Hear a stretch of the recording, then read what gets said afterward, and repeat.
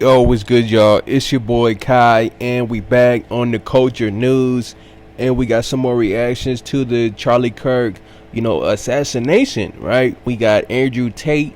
He weighs in on the situation, and again, I think it is bigger than politics.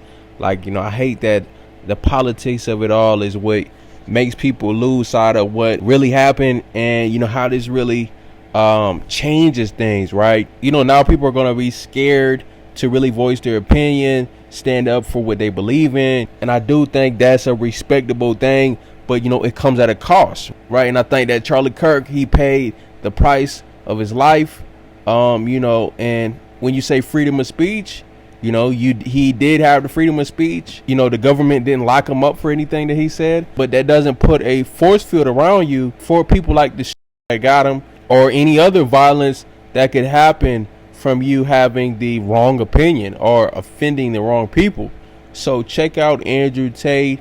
I believe he did put out, when he got canceled, he said first they try to blackball you, and then, they would try to take your life. Statements that you've made. One of them says it's not only Charlie, there's a list, they're coming for the rest of us. What do you mean by that?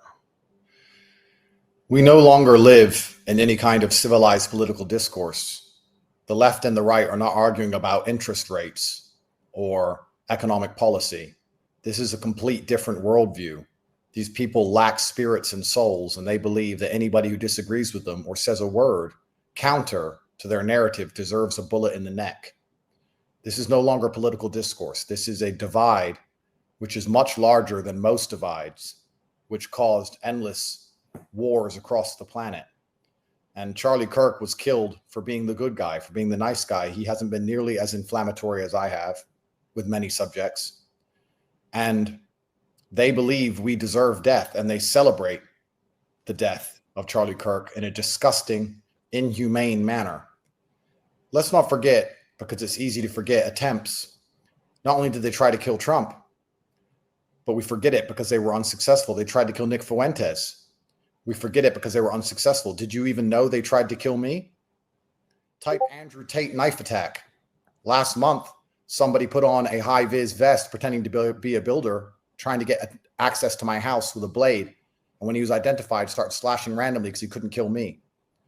So I'm on a death list also. And the media is spinning and hyper-radicalizing low IQ people into attacking anybody who has a worldview that's different to theirs. The media is absolutely, completely complicit. And I would argue that very few people on the planet had larger voices for the masculine youth than Charlie Kirk. If you want to say some names which are possibly up there, it's myself and Nick, and we've already had attempts on our life. This is disgusting. And this is no longer a political divide. This is no longer about policy. This is about good and evil. This is about right and wrong. This is a war. This is almost an unfixable problem. When people are laughing and celebrating a father dying in front of his children because he disagreed with their worldview, especially when their worldview is wrong. Let's analyze as professionals.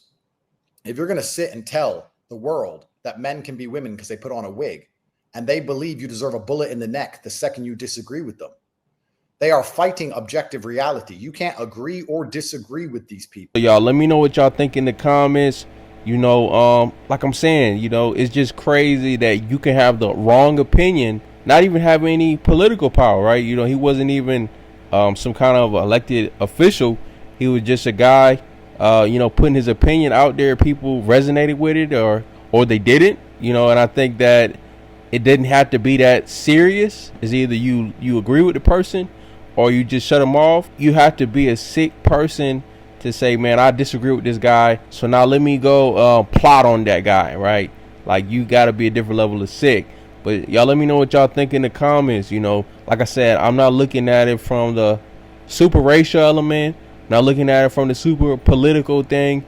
I'm just looking at it like, man, you just speaking your mind, and there's a unforeseen force that you're offending and is hating you just for having an opinion that is different from theirs. All right, but y'all let me know what y'all think.